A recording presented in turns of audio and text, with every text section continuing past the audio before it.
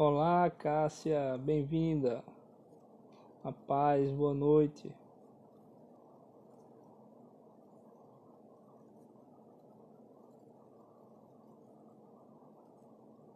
Agileu!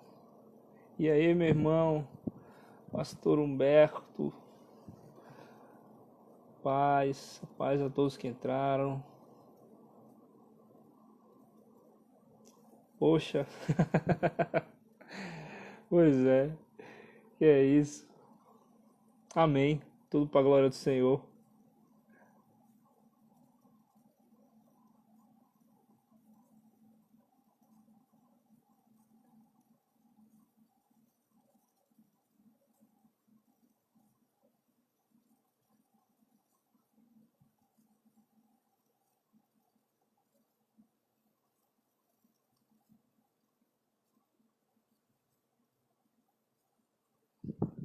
Amém, glória a Deus. Sejam bem-vindos, vão entrando aí. Me fala como é que tá o som, o áudio. Tá legal? Oi, mãe.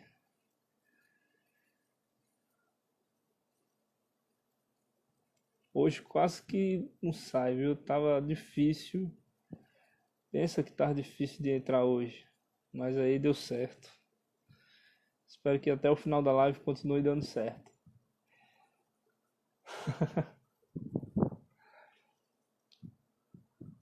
Amém. Vamos orar? Senhor Deus, Pai, obrigado por esse tempo, Senhor, que o Senhor separou, Pai. Obrigado, Senhor, por essas lives, Senhor, que estão sendo feitas, Deus. Obrigado, Senhor, porque o Senhor tem se revelado para nós, Senhor, nos dando, Senhor, a riqueza do Teu conhecimento, Senhor, nas Escrituras, Pai. Nos faz provar, Senhor, desse amor, Senhor, nos faz provar, Senhor, dessa graça, Senhor, que o Senhor tem nessas Escrituras, Deus. Cada vez mais profundamente, Deus, em nome de Jesus, amém.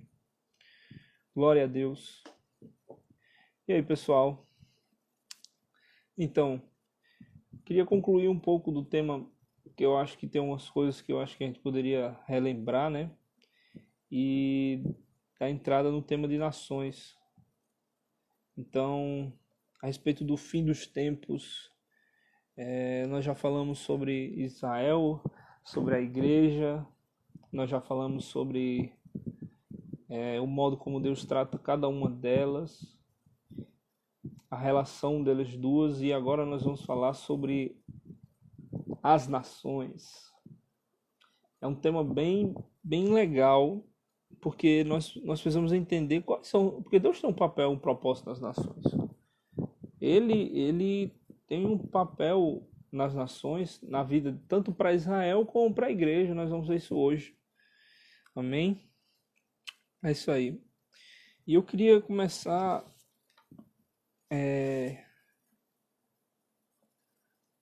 aqui em Mateus, capítulo 3.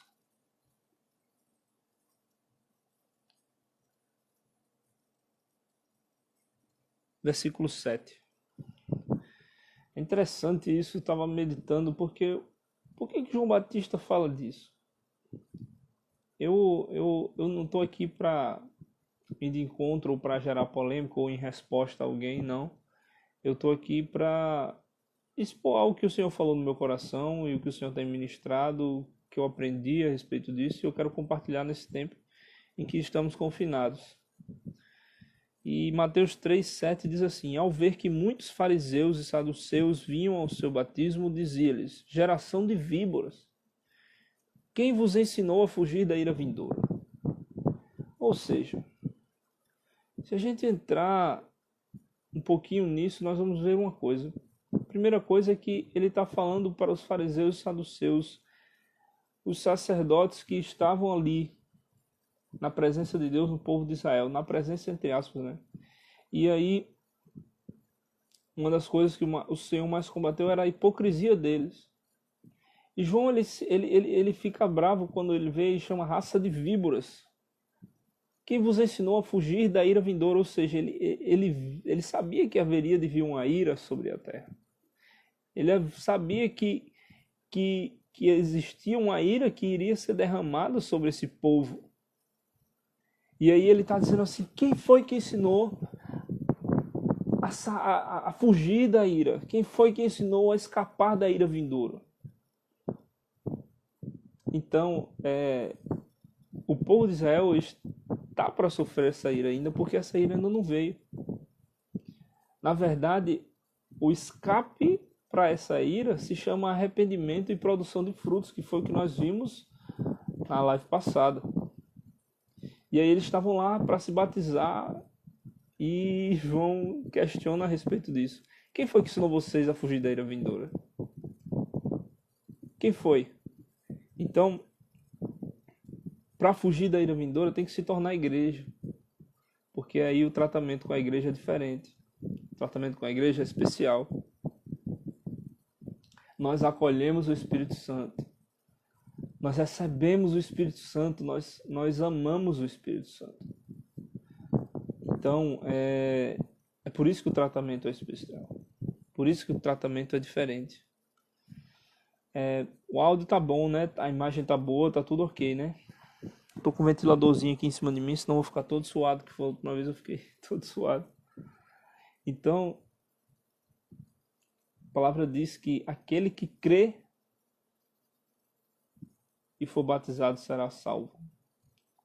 Então, o nosso batismo é simbólico, mas nós precisamos crer. Em Marcos 16, ele não está dizendo que é uma obrigação você ser batizado, mas é uma obrigação você crer. O batismo ele é uma simbologia de que você está concordando.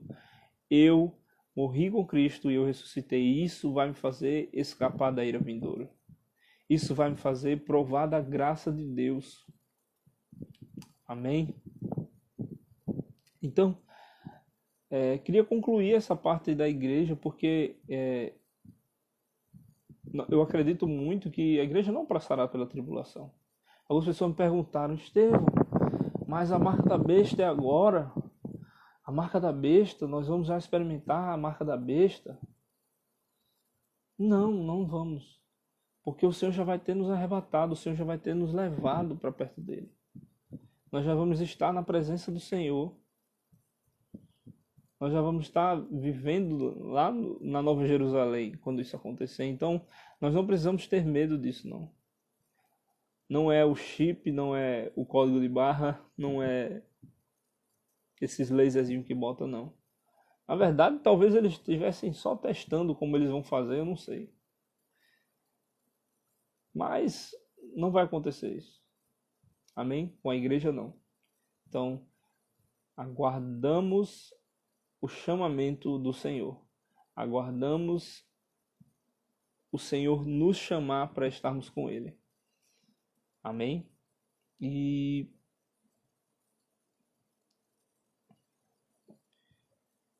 em Atos, capítulo 1.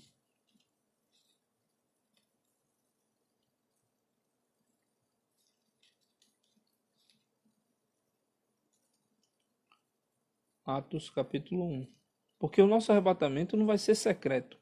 Eu não sei quem foi que falou que o arrebatamento vai ser secreto. Porque Eliseu viu Elias indo embora.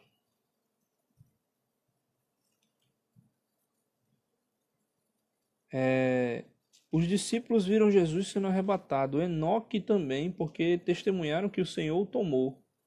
Por que com a gente tem que ser secreto e diferente? Então, Atos 1, versículo 9, diz assim: Tendo dito essas coisas, ele foi arrebatado às alturas e uma nuvem o recebeu, encobrindo dos seus olhos. Estando eles com os olhos fitos no céu, enquanto Jesus subia, eis que 2 varões apareceram vestidos de branco junto deles. Rapaz, olha que coisa incrível, todo mundo viu. Como é que vai ser isso no tempo que a igreja for arrebatada? Imagina a loucura que vai ser. Imagina como é que vai ser. Todo mundo vai ver. Os que estiverem próximos vão ver. Então, não existe nada disso de arrebatamento secreto. Não. Queria que vocês abrissem também a Bíblia lá em 1 Coríntios. Porque haverão 2 arrebatamentos. Um arrebatamento, que será esse arrebatamento de 1 Coríntios, capítulo 15.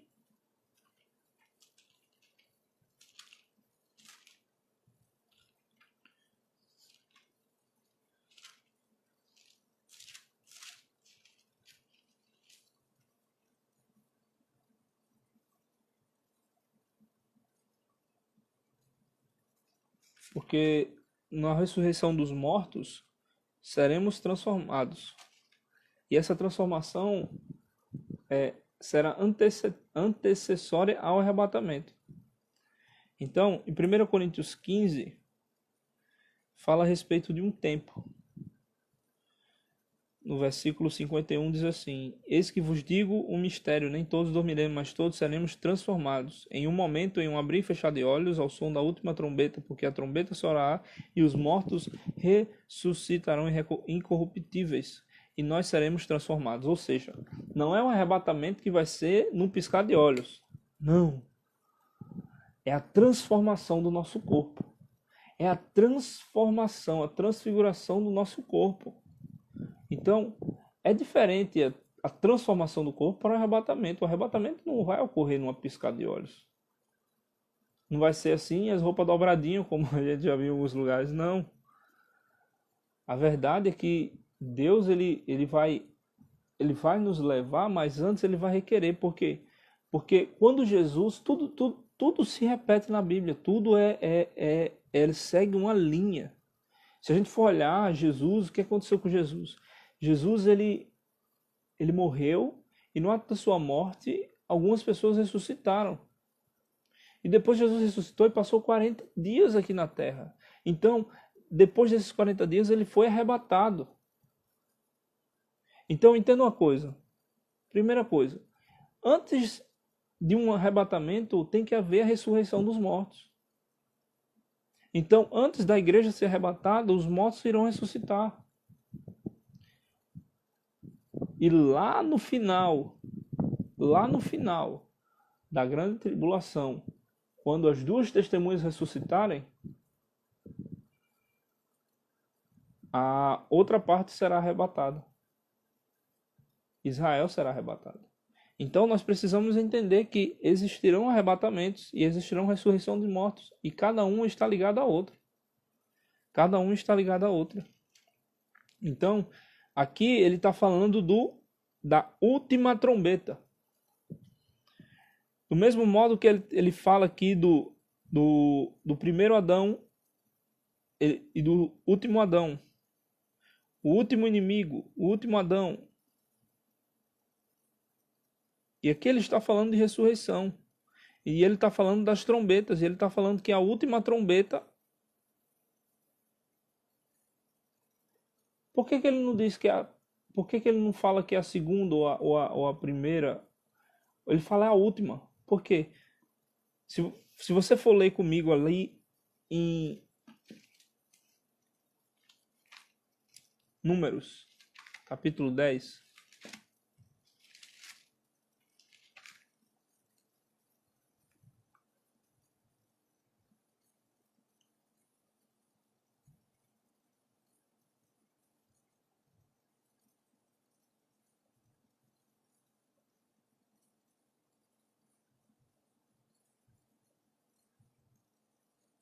Versículo 6.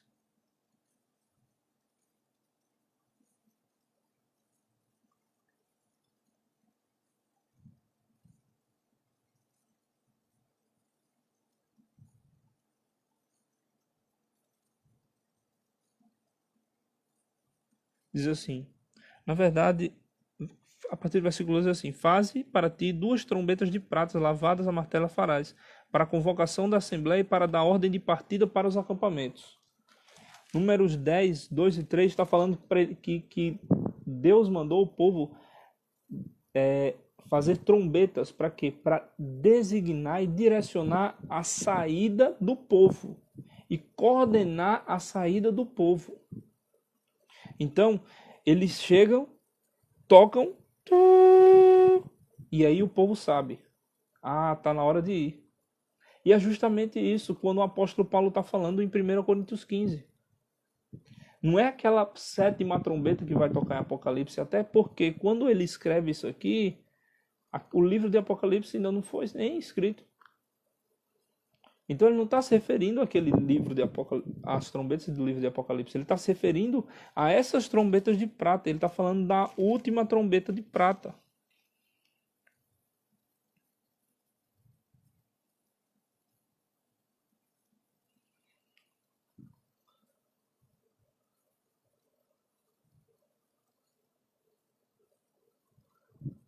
Entenderam? Então nós precisamos entender que o que o apóstolo está falando aqui não é aquela trombeta, a sétima trombeta de Apocalipse. Não. Não é a sétima trombeta de Apocalipse. É a segunda trombeta, é a última trombeta. É o segundo toque, é o último toque da trombeta.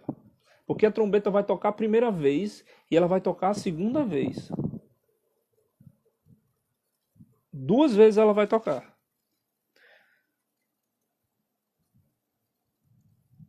Diz assim: quando as tocarem, toda a assembleia se reunirá na entrada do tabernáculo da reunião. Quando tocar somente uma congregação, somente os homens, chefes de família. Quando tocarem com sonido e tridente, experimentarão a marcha das hostes que acampam no oriente. E quando tocar com sonido estridente pela segunda vez, partirão as hostes que acampam no sul e tocarão para dar o sinal de sua partida. Ou seja, ela serve para guiar o povo de Deus. Então, o apóstolo Paulo está insinuando essas trombetas como sinal de que as trombetas vão soar para quê? Para que o povo saia. E em 1 Tessalonicenses capítulo 4,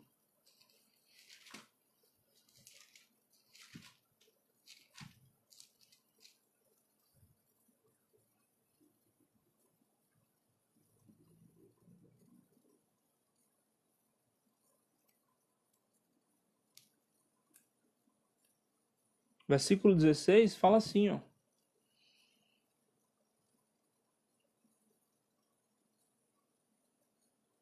A partir do versículo 15, diz assim: o grande sinal do rapto é esse, ó. Por isso que vos dizemos, como palavra do nosso Senhor, que nós, os que ficarmos vivos até a vinda do nosso Senhor, de modo algum seremos transladados sem que antes os que dormem ressuscitem. Porque o mesmo Senhor descerá do céu com alarido, ou seja, estridente, e com voz do arcanjo e com trombeta de Deus, e os mortos em Cristo ressuscitarão primeiro. E depois nós, os que estivermos vivos, seremos arrebatados juntamente com eles nas nuvens. Com eles, com quem? Com os que ressuscitaram ao encontro do Senhor nos ares. Desta maneira estaremos para sempre com o Senhor. Portanto, confortai-vos uns aos outros com estas palavras.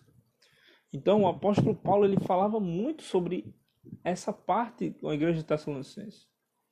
Ele tocava nesse assunto com eles porque eles eram muito ansiosos com relação a isso. E no capítulo 5, verso 1 diz assim: mas acerca dos tempos proféticos das estações, irmãos, não há necessidade que eu vos escreva, porque vós sabeis perfeitamente que o dia da vinda do Senhor virá inesperadamente como um ladrão de noite. Pois quando disserem paz e segurança, então virá sobre eles a destruição repentina, como as dores de parto à mulher grávida. Versículo 4, capítulo 5, verso 4. Mas vós, irmãos, já não estáis em trevas, para que esse dia vos surpreenda como um ladrão. Ou seja, a igreja já vai estar esperando. Por quê? Porque haverá o sinal. O quê? A ressurreição. A ressurreição é o sinal de que Jesus está voltando. Primeiro os mortos vão ressuscitar e depois nós seremos arrebatados. Então, é assim que funciona. E a Bíblia não foge disso, porque foi do mesmo jeito com Jesus. Os mortos ressuscitaram depois depois de ficar 40 dias na terra, ele foi arrebatado aos céus. E assim acontecerá. Amém? Não vai ser num piscar de olhos. Não vai ser num piscar de olhos. Não vai ser escondido. Não vai ser secreto. Não, vai ser à vista de todos. Amém? Então, eu queria entrar agora na parte das nações. Queria entrar na parte das nações. Amém? Glória a Deus. Quem são as nações? Quem são as nações? Qual o propósito das nações? Qual o tratamento de Deus com as nações? As nações são, para o povo de Israel, no tempo do Antigo Testamento, eram os gentios. É tanto que havia uma dificuldade muito grande em Pedro, porque ele acreditava que os gentios não eram escolhidos. Os gentios eles não eram escolhidos. Então, quando a igreja começa e eles começam a ver que fora de Israel as pessoas estão aceitando Jesus, se torna difícil eles receberem essa palavra. Vejo que vocês ainda estão falando aí da igreja, mas eu tenho que correr com isso aqui, senão vou... No final vocês guardam fazer pergunta. Então as nações elas são para nós que são a igreja hoje, são os ímpios. Mas no Antigo Testamento as nações eram gentios. Os ímpios também que não tinham Deus, mas hoje existe Israel, então nós não podemos dizer que são os ímpios. O que são os gentios, por quê? Porque nós somos gentios e fomos incluídos. Do mesmo jeito que Israel é Israel, mas ela foi incluída na igreja, aqueles que recebem o Senhor como Salvador. Então, quando é que isso vai se tornar mais evidente? As nações se tornarão mais evidentes no milênio, quando Cristo vier reinar. Quando Cristo vier reinar, haverá o povo de Israel, haverá a igreja e haverá as nações. Então as nações irão estar mais em evidência. Por quê?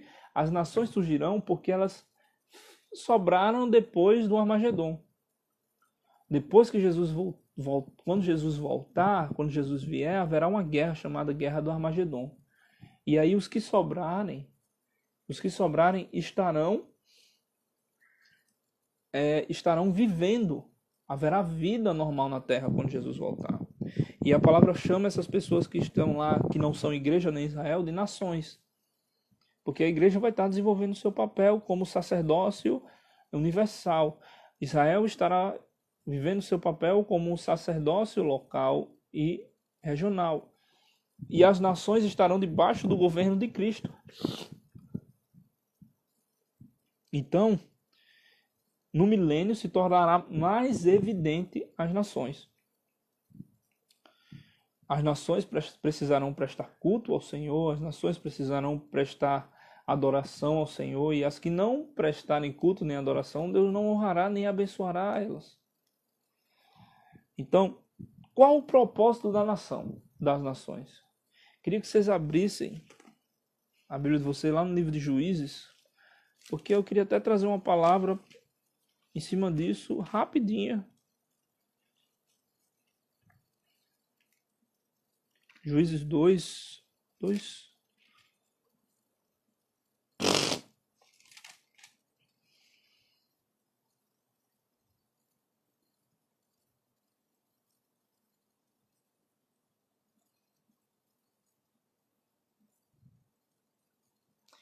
Uhul! Vão botando os coraçãozinhos assim, ó. Cada coraçãozinho que vocês botarem aí vai ser um glória a Deus. Cada coraçãozinho que vocês botarem aí vai ser um glória a Deus. Aleluia.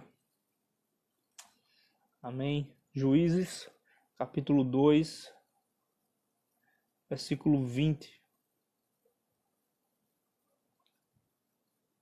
Diz assim: então acendeu-se a ira do Senhor Jeová contra Israel e disse: porque este povo transgrediu o meu pacto que ordenei aos seus pais,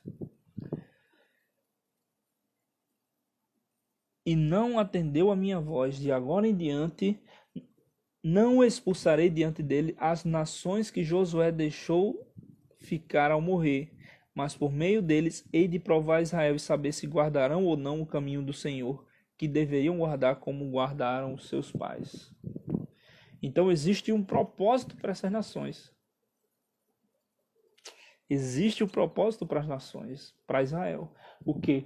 Provar se eles vão estar andando com o Senhor. se eles vão estar vivendo os mandamentos, verificar, provar, pôr à prova a vida espiritual deles. E a mesma coisa conosco, com você aí. Mesma coisa com você.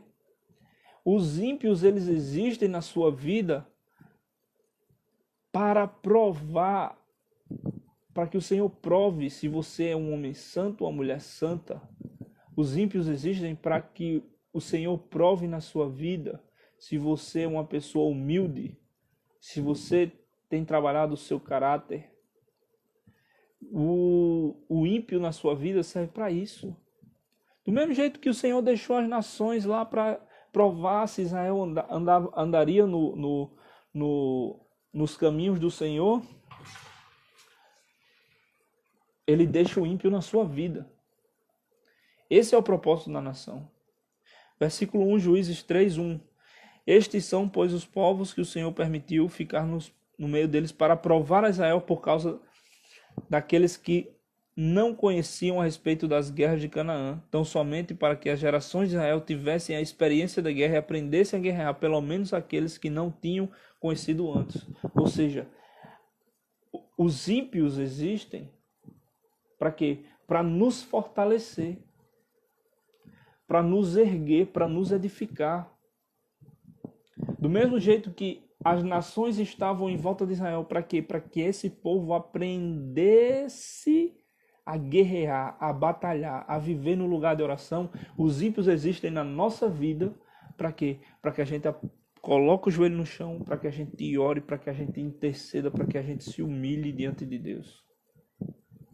Para que a gente viva na dependência dele. Para que a gente exercite a nossa fé. Isso aí. Então, as nações existiram com esse propósito. As nações, elas não estão alheias fazendo a vontade delas. Não, o Senhor coordena as nações. Eu separei alguns textos aqui que dizem que o Senhor coordena as nações.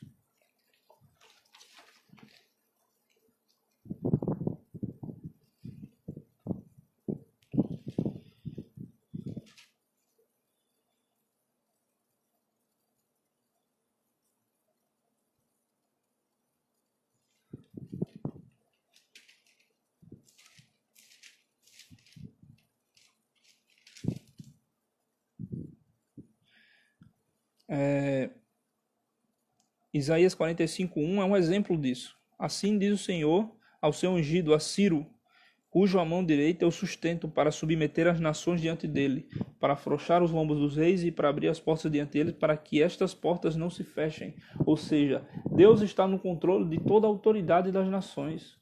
Deus está no controle de todos os reis ímpios, de todos os governadores ímpios, de todos os que estão em poder. Deus está no controle das ações deles. Para quê? Para que a glória de Deus se manifeste. Então, entrando um pouquinho nessa parte, Deus está coordenando as ações de Bolsonaro para quê? Para que a glória de Deus se manifeste pela vida de Bolsonaro. Do mesmo jeito que ele esteve coordenando as ações da presidente Dilma, da ex-presidente Dilma, do ex-presidente Lula. Para quê? Para que a igreja se erguesse, para que a glória de Deus fosse manifestada. Então, Deus está coordenando as ações do ditador da China.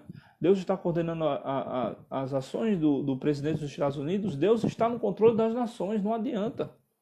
Não adianta, a gente pode querer achar que não, mas Deus está no controle das nações, do poder das nações, dos movimentos das nações.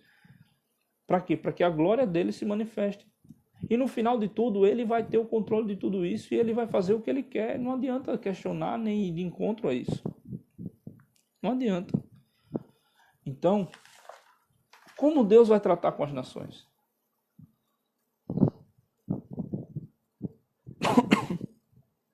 Como Deus vai tratar com as nações?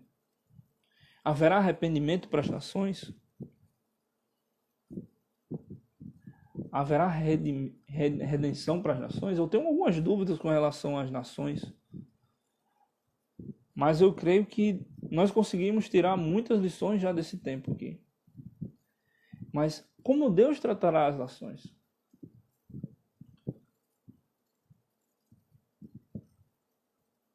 Ele restaurará as nações? A Bíblia fala que Abra a Bíblia, abra em Salmos capítulo 2. Vamos ler junto esse texto de Salmos capítulo 2. Porque, tratando-se de evidências, o milênio é o melhor assunto para falar sobre as nações.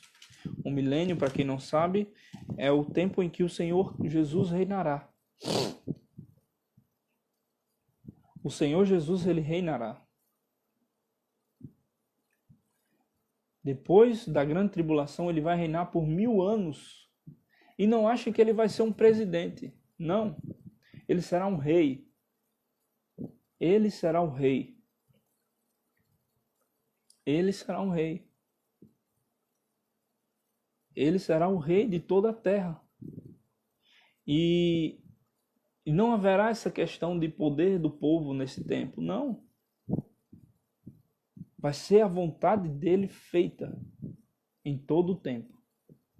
Não haverá negociação com o rei.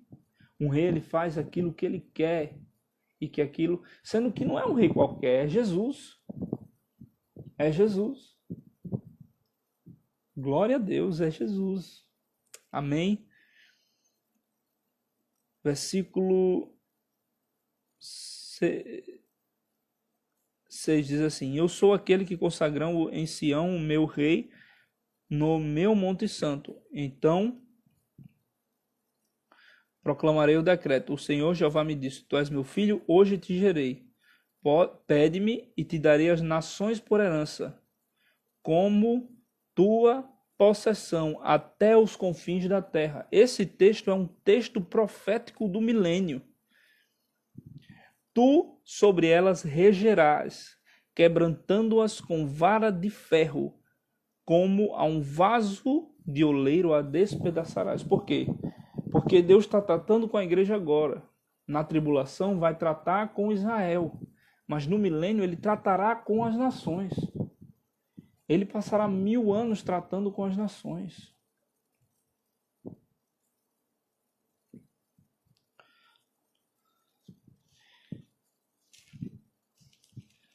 Salmos 22, versículo 27, diz assim: Todos os confins da terra se lembrarão e se voltarão ao Senhor, e todas as famílias das nações se prostrar-se-ão e adorarão diante da sua presença. Porque do Senhor Jeová é o reino e ele governa sobre todas as nações. Então, haverá o tempo em que as nações irão se curvar diante desse rei. Aquele juiz mais corrupto, aquela pessoa mais ingrata, aquela pessoa mais desgraçada, miserável, ela vai se curvar diante do rei. Ela vai se curvar diante do rei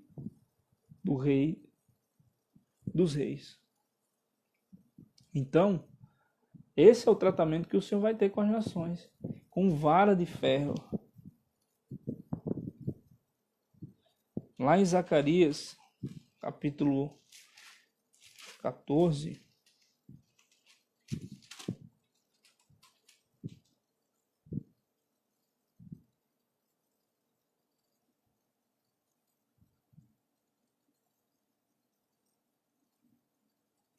versículo 16 diz assim: Porque haverá uma guerra. Então, depois da guerra do Armagedon, Jesus reinará. E é isso que acontece em Zacarias 14:16. E todos os que restarem de todas as nações que vieram contra Jerusalém subirão anualmente para adorar ao Rei, o Senhor Jeová dos Exércitos, para celebrar as festas dos tabernáculos. Versículo 18. Versículo 17. E acontecerá que se alguma das famílias da terra não subir a Jerusalém para adorar ao Rei, o Senhor dos Exércitos não virá sobre ela chuva. Por quê? Porque o rei é Jesus. Jesus vai dizer: não cai chuva naquela terra. Eles não vieram. E assim ele vai reger com vara de ferro. Não é brincadeira. O reino de Jesus não vai ser brincadeira. Versículo 18. E se a família dos egípcios não vierem subir, não cairá sobre eles a chuva, mas virá praga que o Senhor ferirá as nações que não subirem para celebrar a festa.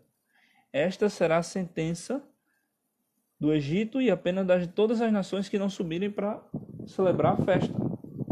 Então, Deus vai querer que o povo suba. Vai ser obrigado, sim. servir a Deus. Então você está triste com esses governos que nós temos, você está angustiado com esse tempo que nós estamos vivendo, de muita injustiça, de pessoas falando de corrupção, pessoas falando de roubo, pessoas falando de assassinato. Mas eu quero dizer para vocês, tenham esperança numa coisa: o Senhor Jesus, ele vai reinar, e ele vai reinar em justiça. Ele vai reinar em justiça. Ele vai fazer a vontade dele. Ele vai fazer a vontade dele. E aquele que não quiser fazer a vontade, que cumprir essa vontade, vai sofrer. A punição vai ser para os que fazem mal e não para os que fazem o bem. Porque aqueles que estiverem e fizerem o bem, eles não vão sofrer. Eles vão ser abençoados. Entenderam? Então, é assim que o Senhor vai tratar as nações. É assim que o Senhor vai tratar as nações. Ele vai reger as nações. Para quê? Para retirar dela algo substancial. Para redimir as nações. Para redimir. E quando é que vai haver essa remissão das nações, Estevão? Justamente no final de tudo. No Apocalipse capítulo 20. Eu vou dar aqui para vocês um panorama geral. Olha aqui. Nós estamos vendo a graça. Depois da graça haverá a tribulação. Antes da tribulação a igreja será arrebatada. Haverá o tempo de tribulação, e no final do tempo de tribulação haverá algo chamado Guerra do Armagedon, que é quando Jesus vier para a terra com seus exércitos, que somos nós, a igreja. Nós vamos lutar contra os demônios. Israel, que estiver aqui, vai lutar contra as nações. Lembra que nós lemos lá em Zacarias? Aqueles que sobrarem das nações que vieram contra Israel. Então, nós iremos lutar com os demônios, porque nós vamos estar com o nosso corpo glorificado. Aleluia, glória a Deus. Israel vai lutar contra as nações que vierem contra ela. Então, depois disso tudo, Jesus vai reinar. E Jesus vai reinar por 1000 anos de descanso, 1000 anos sabáticos. E no final disso tudo vai acontecer algo.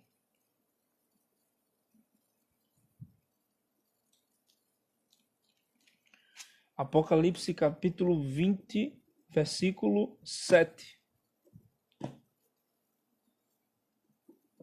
Diz assim: quando se cumprirem os 1000 anos, Satanás será solto da sua prisão e sairá para seduzir as nações que estão nos 4 extremos da terra, a fim de ajuntá-los para uma guerra, Gog e Magog. E o número das tais ali reunidos será como a areia do mar. Subirão por toda a largura da terra e cercarão o acampamento dos santos e a cidade querida. Mas desceu fogo de Deus dos céus e os devorou. E o diabo que os seduzia foi lançado no inferno, no lago de fogo, que arde com enxofre, e que já estavam a besta e o falso profeta, e serão atormentados dia e noite para todo sempre. Então, o que aconteceu? Depois de 1000 anos, virá a redenção. Por quê? Porque aqueles que não se deixarem enganar, aqueles das nações que não se deixarem se enganar pelo diabo, quando ele for solto, por Satanás quando ele for solto, essas pessoas serão redimidas. Essas pessoas serão redimidas.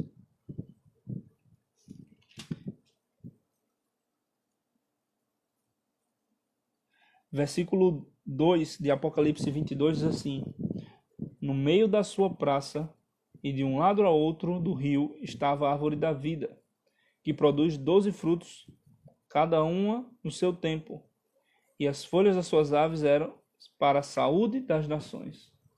Ou seja, a árvore vai produzir fruto para a saúde das nações. Quando será isso? Isso será quando Deus fizer novos céus e nova terra, depois do milênio.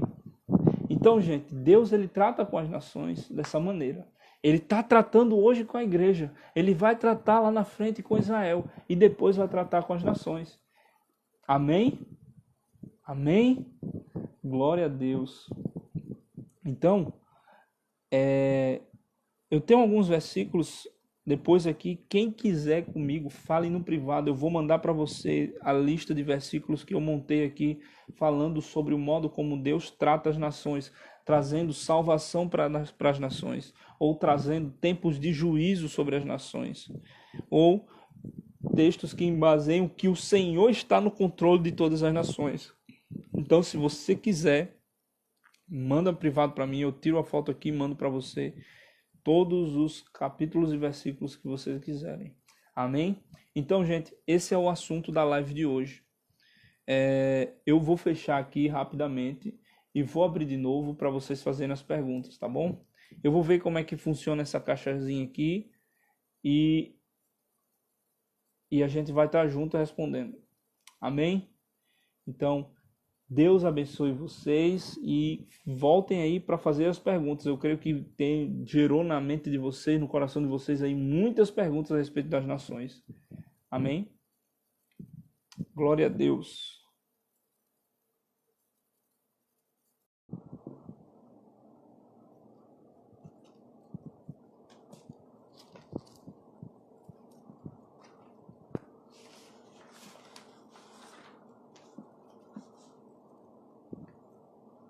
Oi.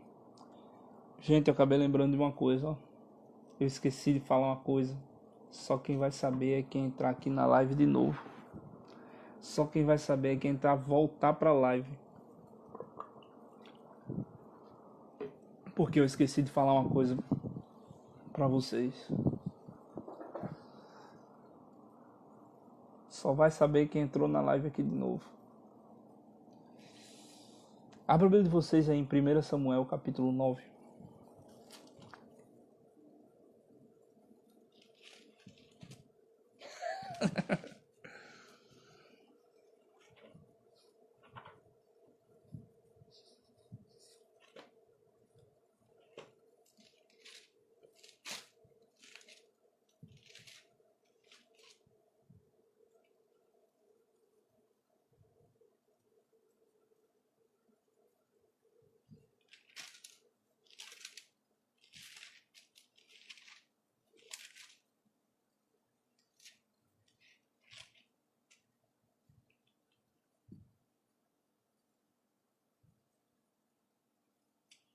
Perdão, gente, é o 7. Não, é o 8. 1 Samuel 8, versículo 4. 1 Samuel 8, 4. Só vai saber quem voltou. Diz assim: Então todos os anciãos de Israel se congregaram e vieram a Samuel em Ramá. E lhes disseram: Eis que já estás velho e teus filhos não andam nos teus caminhos. Portanto, estabeleça sobre nós um rei que nos julgue como todas as nações. Mas a coisa desagradou a Samuel quando disseram: Dá-nos um rei para que nos julgue. E Samuel orou ao Senhor, e o Senhor disse: Samuel, escuta a voz do povo em tudo o que disser. Porque não desprezas a ti, mas desprezas a mim, para que eu não seja o rei deles. Olha isso aí, gente.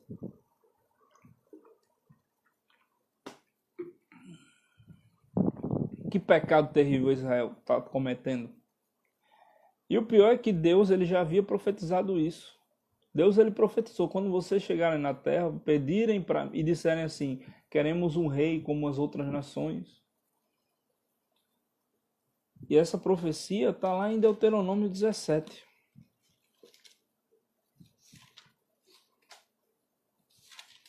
Não é que Deus permitiu, não. Deus já sabia que o coração ia ser assim. 17:14 diz assim: Deuteronômio 17:14 diz assim: Quando entrares na terra que o Senhor Jeová te deu, te darás em possessão e ali te instalares, e disseres contigo: Quero constituir sobre mim um rei como todos os povos que me rodeiam. Olha só, que pecado terrível. Eles rejeitaram o reinado de Deus. Deus reinava. Você sabe o que é um homem reinar, porque o homem reina, certo? O homem governa sobre o outro homem, mas Deus reinava sobre Israel.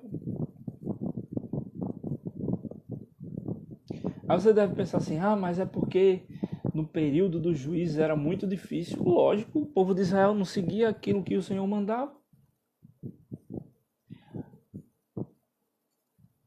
Complicado.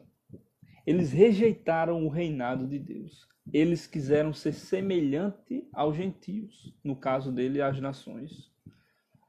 É como se hoje nós fôssemos semelhantes aos ímpios e rejeitássemos o reinado de Deus. Então Jesus reina. Jesus reina. O reino de Deus, ele já existe. E o reino de Deus, ele é violento, ele precisa ser tomado à força. O reino literal em que Jesus está com o cetro julgando as nações com vara de ferro, ainda não está acontecendo, mas o reino espiritual de Jesus já acontece. E nós podemos tomá-lo por força. Então, nós não precisamos estar com a nossa cabeça nos nossos governantes, nós precisamos estar com a cabeça no reinado de Jesus, porque Ele é quem controla todas as coisas por meio do reino do Espírito. Amém? Então, queria que vocês colocassem as perguntas de vocês para a gente estar respondendo aí.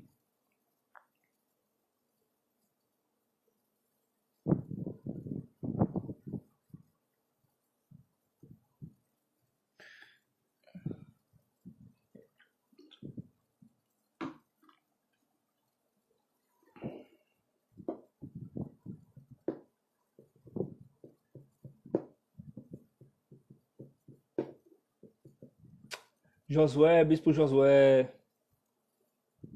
Adson, quero pergunta, Adson. Você me ouviu, Adson? Eu quero pergunta. Pergunta. Faz nos comentários mesmo. Tá aparecendo aquele negocinho não? Depois eu vou ver como é que faz para botar esse negocinho aqui.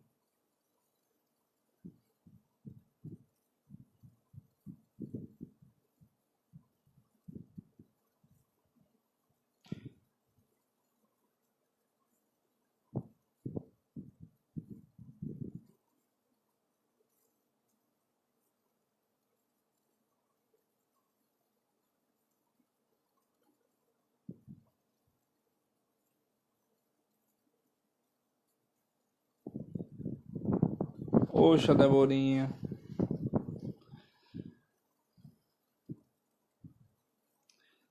Eu vi a hora que você chegou quase assim. Não, a gente não vai ficar tocando harpa na nuvem, não. Como é que a gente vai ficar tocando harpa na nuvem? Não, a verdade é que nós estaremos com Cristo exercendo o sacerdócio universal. Nós estaremos exercendo o sacerdócio na terra.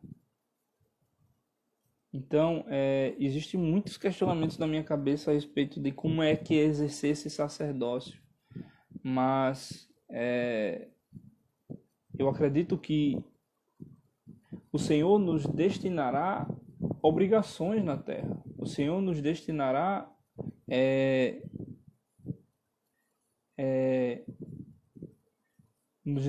ordens a cumprir na terra. Então nós seremos seus embaixadores aonde nós formos. Então nós não vamos ficar... O mundo vai continuar vivendo.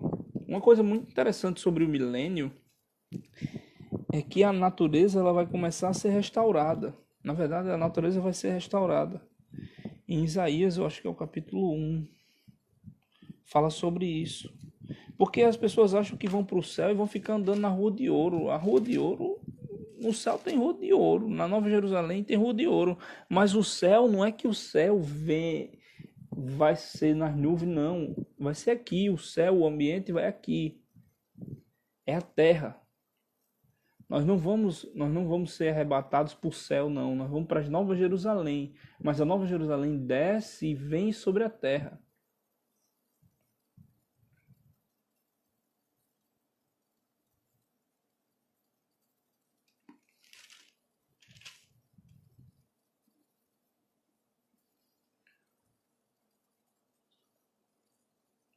A Nova Jerusalém é uma cidade. A Nova Jerusalém é uma cidade que desce do céu. A Nova Jerusalém é uma cidade que desce do céu.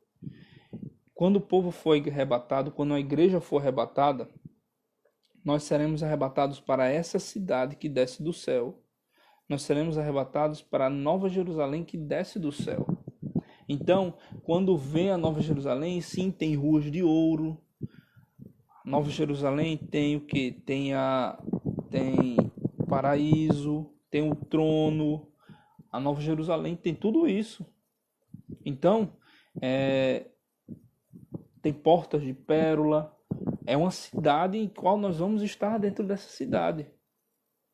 Então, ela não fica no céu, assim, nas nuvenzinhas, assim, ninguém vai ficar pulando de nuvem nua que nem cama elástica, não.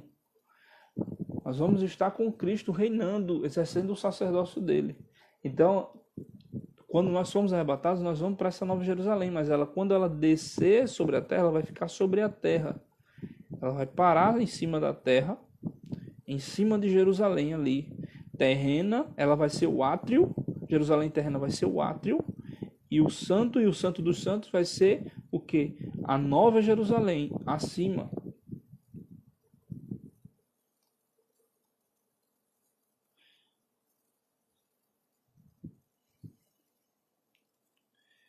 Explica melhor a questão quando Satanás for solto da prisão que você leu. Lá em Apocalipse capítulo 20 fala que quando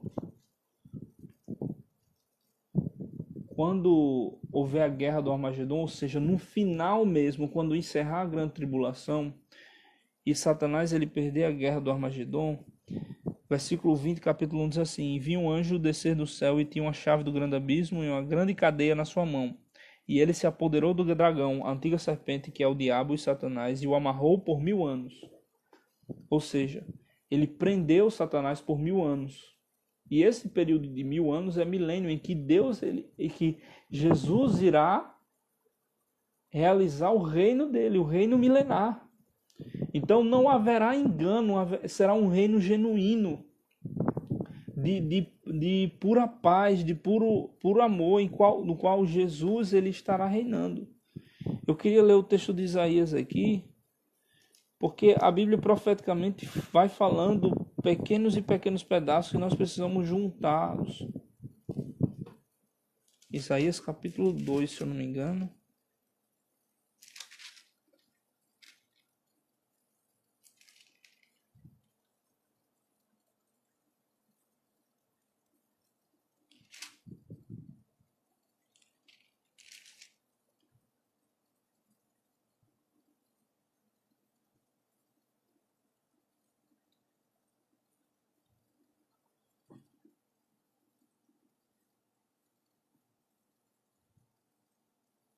Diz assim, 2:2.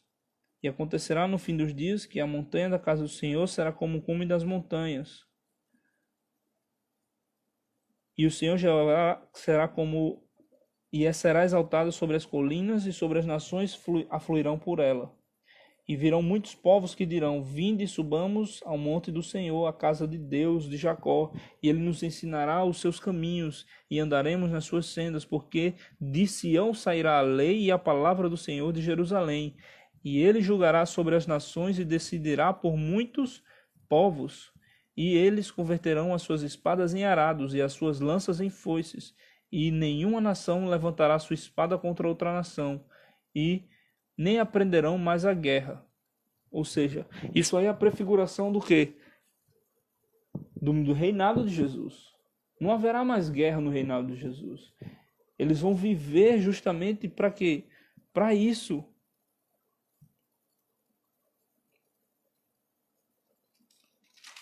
Deixa eu pegar outro texto que fala sobre isso. Isaías 65, versículo 19. Diz assim: Me deleitarei em Jerusalém, me exultarei no meu povo, e nela nunca mais se ouvirá voz de pranto nem voz de clamor.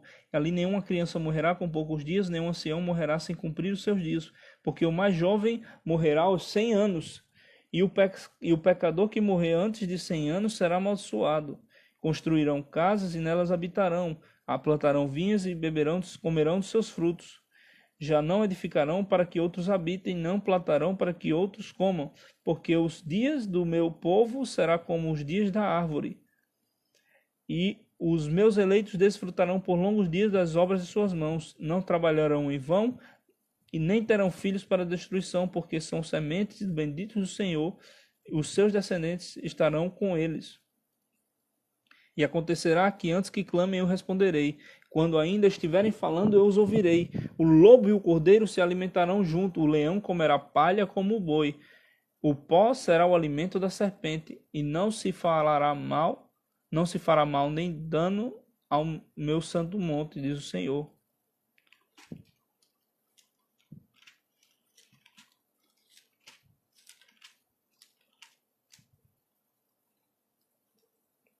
Em Isaías 11, fala do reinado de Jesus, um tipo do reinado milenar e eterno também. Fala assim, Isaías 11:1. Vocês estão anotando os versículos? Diz assim: Sairá um ramo do tronco de Jessé e um renovo brotará nas suas raízes, e repousará sobre ele o Santo Espírito do Senhor Jeová, Espírito de sabedoria. Versículo 4. Senão que julgará a justiça com o pobre, e arguirá com equidade os mansos da terra, e ferirá a terra com vara da sua boca, e com o sopro dos seus lábios matará o homem ímpio. E a justiça será o cinto que cingirá os seus lombos, e a verdade cingirá a altura dos seus rins. E o lobo morará com o cordeiro, o leopardo se deitará com o cabrito, o bezerro e o leãozinho, e a ovelha cevada pastarão juntos, e o menino os conduzirá. A vaca e o urso pastarão juntos, os filhotes se deitarão juntos, e o leão comerá palha como o boi. A criança de peito brincará na toca da áspide, e o recém-nascido desmamado meterá a mão na cova do basilisco.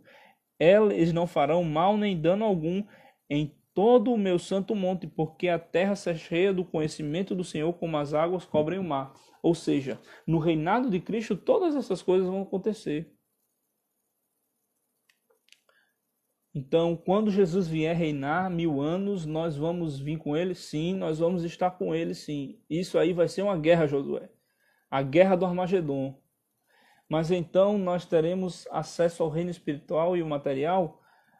A verdade é que as coisas são conquistadas no espiritual e vêm para o material. Por quê? Porque a mudança do material se dá por causa do espiritual.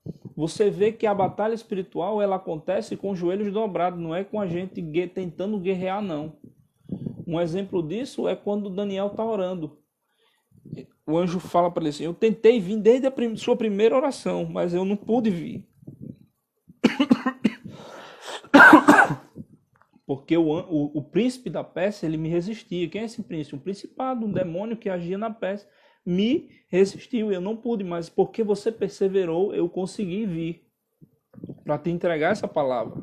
Por quê? Porque o reino espiritual, ele é assim, ele é em constante briga. Se você sair, você perde o espaço.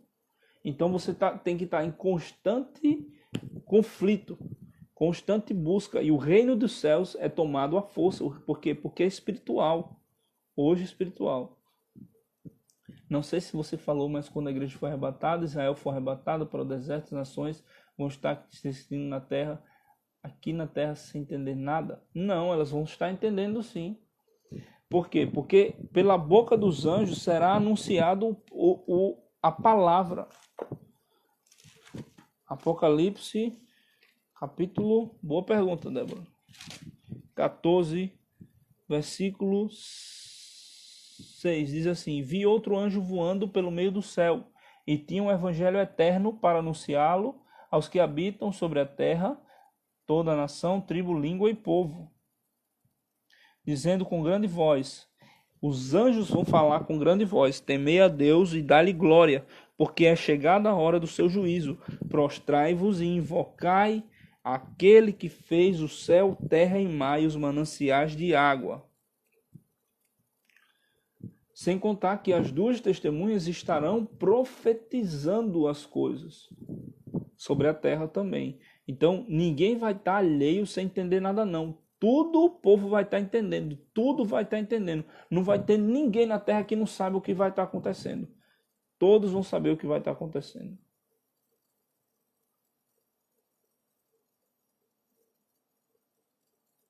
Como a terra estará depois da vinda de Jesus? Na Bíblia fala que haverá novos céus e nova terra. Como será esses novos céus e nova terra?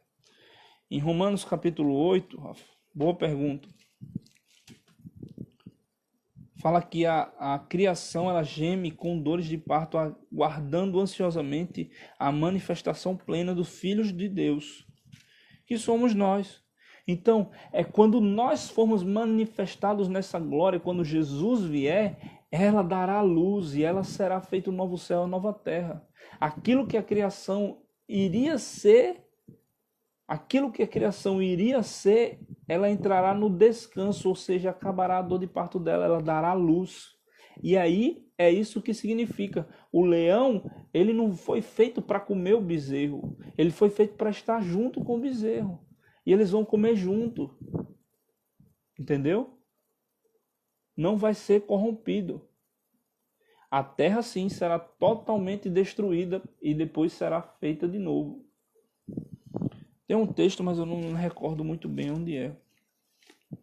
Vou tentar achar aqui rapidamente. Enquanto isso, como vai ser esse moído do anticristo para encobrir o arrebatamento, se o arrebatamento não será em um piscar de olhos? Rapaz, eu não sei. Provavelmente ele vai dizer que foram os CT que levaram. Ou então talvez a gente suma numa quarentena dessa aí, né? Vai que é numa quarentena dessa, todo mundo em casa. E a gente subindo.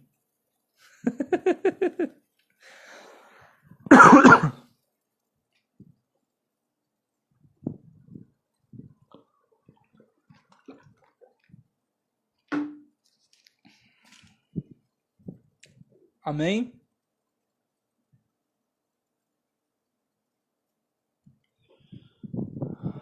Alguém tem mais alguma pergunta? Eu quero que Adson faça uma pergunta.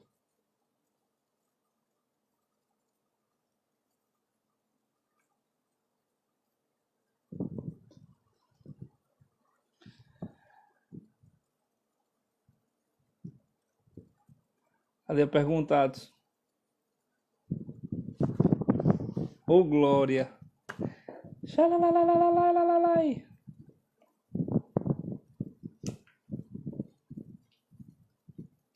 Capaz dele dizer que foi o ZT.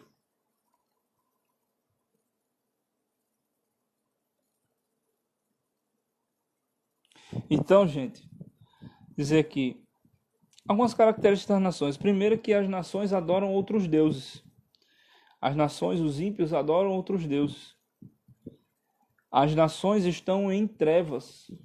Enquanto eu vou falando aqui, para não ficar sem assunto, entendeu? E ficar morgado, eu vou falando aqui algumas características das nações e eu vou dando uma palavra para vocês. Eu quero que Adson faça uma pergunta legal aí. Porque Adson me ajudou aqui nessa live aqui. Adson me ajudou. Viu? Mas aí a pessoa quer que ele faça as coisas para ele desenvolver as perguntas dele. Ele não pergunta. Adoram outros deuses. Um dos maiores problemas de Israel era que ele se envolvia com as outras nações e as outras nações adoravam outros deuses. Isso corrompia o povo. Então, muitas vezes, você está envolvido com os ímpios e esse ímpio, ele chama palavrão, esse ímpio, ele tem costumes ruins e você finda sendo contaminado por esses ímpios. Em 1 Coríntios, acho que capítulo 15, fala que as más conversações... Eu preciso saber o texto para não falar errado.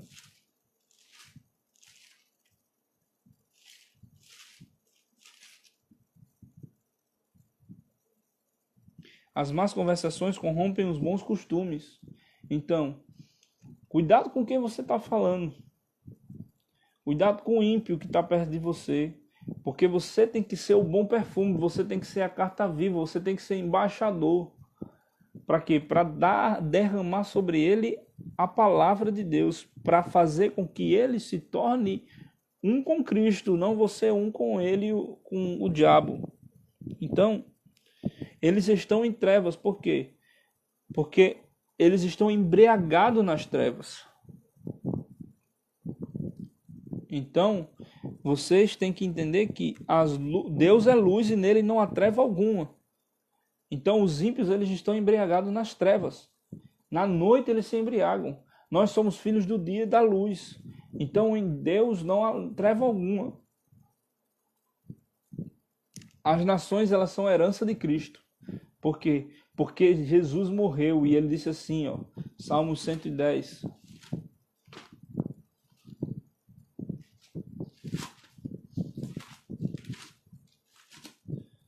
Salmos 110.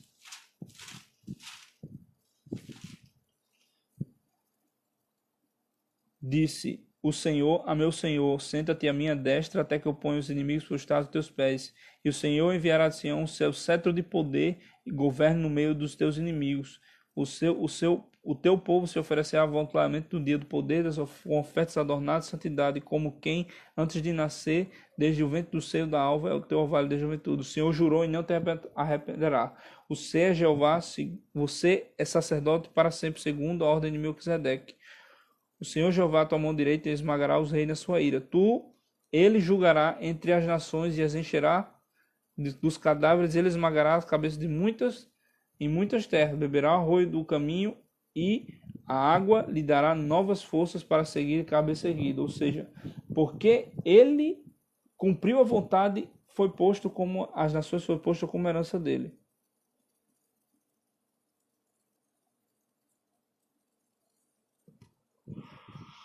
Eu vou responder essa agora não. Gente, acabou as perguntas. Eu vou responder essa daqui, mas é a última pergunta que eu vou responder. Porque já vai entrar no outro tema da próxima live, que é sobre o anticristo. Então, o anticristo ele vem enganar as nações, porque existe uma necessidade do homem de crer em alguma coisa. Existe a necessidade do homem de crer em algo. Não adianta. O homem ele precisa crer em algo.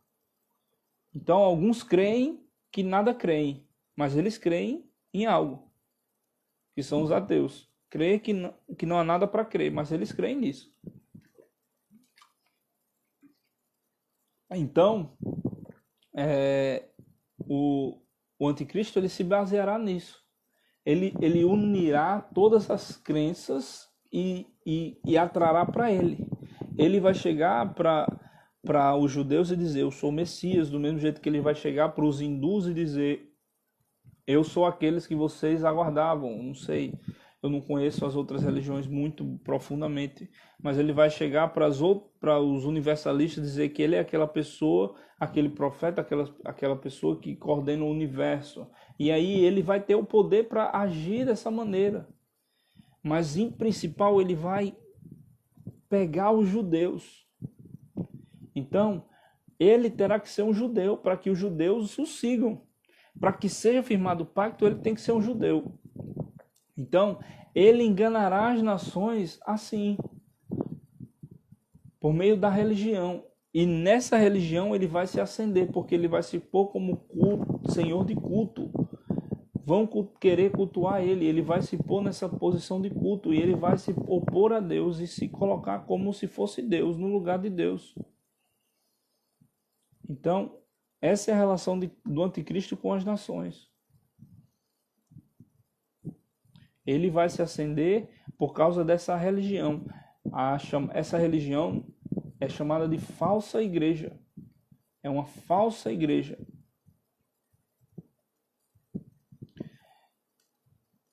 Boa pergunta, Alisson. O que você acha do Papa querendo unificar as religiões? É tudo um prenúncio. É tudo um prenúncio. Já se fala do ecumenismo há muito tempo. E o que é o ecumenismo? São várias religiões juntas. Então, são coisas que estão sendo preparadas. Eu não vou dizer que o Papa é o anticristo, porque o Papa não é judeu. Para ser um anticristo tem que ser judeu. Por quê? Porque o povo de Israel, eles só vão aceitar um Messias se for judeu.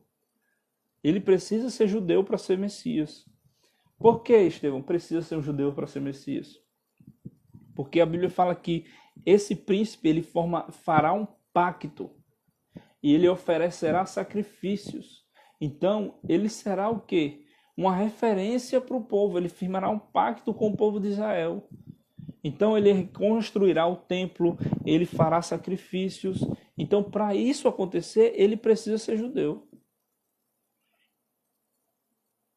Sim, nós teremos corpo glorificado, sim, porque quando nós ressuscitamos nessa semelhança de Cristo. Lá em 2 Coríntios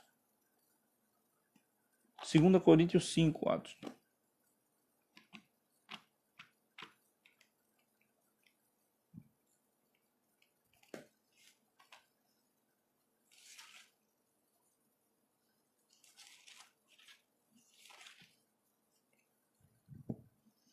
Porque sabemos que a nossa casa terrestre, ou seja, esse corpo, esse tabernáculo for desfeita, temos em Deus um edifício, uma casa que não é feita por mãos, mas é eterna nos céus. Assim, nesse tabernáculo, gememos nesse tabernáculo que sofre, que adoece, que geme e que finda morrendo. Temos de Deus um edifício não feito por mãos eterno no céu. E assim, neste tabernáculo, o corpo, gememos, desejamos ardentemente ser revestidos da nossa habitação, que é celestial, ou seja, ser transformados com esse corpo glorificado, a mesma coisa de Jesus. Jesus ele estava com o corpo glorificado, ele apareceu no meio dos discípulos e comeu. Que coisa louca! Jesus com o corpo glorificado comeu. Olha só que legal, isso é uma coisa muito interessante para saber. Amém, gente? Glória a Deus. Amém? Quero dizer para vocês, estou muito feliz com a live de hoje. Agradecer pela presença de vocês, quero dizer que amo muito vocês. Peço que orem por mim, orem pela minha esposa, orem pelas minhas filhinhas. Amém? Estejam em oração por nós, nós precisamos muito da oração de vocês. Amém? Então, é isso aí. Deus abençoe vocês, tenham uma boa noite, fiquem na paz de Deus. Eu li a pergunta de Adson, sim, eu respondi. Tá aí, acabei de responder. Se teremos o corpo glorificado no reino milenar de Cristo? Ah, tem outra parte. As nações terão acesso a nós, sendo eles materiais? Sim, porque eu respondi a pergunta. Então, o corpo glorificado, Jesus esteve com os discípulos com o corpo glorificado. Jesus esteve com os discípulos com o corpo glorificado. Então, as nações elas vão estar com a gente e a gente está tendo o corpo glorificado. Entendeu, Adson? Então, Jesus comeu com os discípulos dele. Amém? É isso aí. Deus abençoe vocês. Tenham uma noite de paz. E orem por nós. Amém? Depois eu vou colocar lá no YouTube. Boa noite. Deus abençoe. Fechar aqui.